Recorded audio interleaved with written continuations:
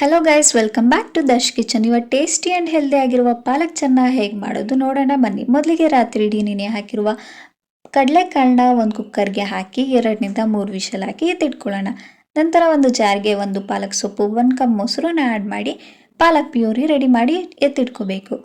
ನಂತರ ಒಂದು ಬಾಣಲಿಗೆ ಎಣ್ಣೆನ ಹಾಕಿ ಎಣ್ಣೆ ಕಾದಿದ ನಂತರ ಅರ್ಧ ಚಮಚೆ ಸಾಸಿವೆ, 1 ಚಮಚೆ ಜೀರಿಗೆ, ಕರಿಬೇವು ಸೊಪ್ಪು, 1 ಹಸಿರು ಮೆಣಸಿನ್ಕಾಯಿ, ಹೆಚ್ಚಿಟ್ಕೊಂಡಿರುವ ಈರುಳ್ಳಿ ಎಲ್ಲದನ್ನು ಹಾಕಿ ಚೆನ್ನಾಗಿ ಫ್ರೈ ಮಾಡ್ಕೋಬೇಕು.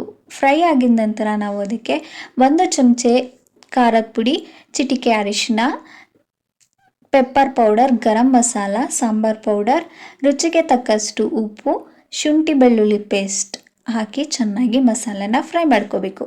ಮಸಾಲೆ ಫ್ರೈ ಆಗಿದ ನಂತರ ಪ್ಯೂರಿ ಏನಿದೆ ಪ್ಯೂರಿನ ಆ್ಯಡ್ ಮಾಡಿ ಚೆನ್ನಾಗಿ ಮಿಕ್ಸ್ ಮಾಡ್ಕೋಬೇಕು. ಮಿಕ್ಸ್ ಆಗಿದ ನಂತರ ಮೊದಲೇ ಬೇಯಿಸಿಟ್ಕೊಂಡಿರುವ ಕಡಲೆಕಾಳನ್ನ ಅದಕ್ಕೆ ಆ್ಯಡ್ ಮಾಡಿ ಚೆನ್ನಾಗಿ ಫ್ರೈ ಮಾಡಿ ಕುದಿಯೋದಕ್ಕೆ ಬಿಡೋಣ.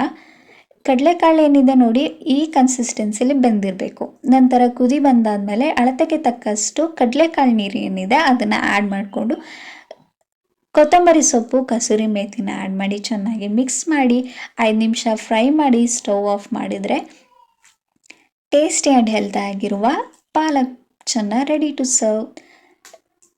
Thank you for watching Dash Kitchen. Please share, like, comment and subscribe this channel.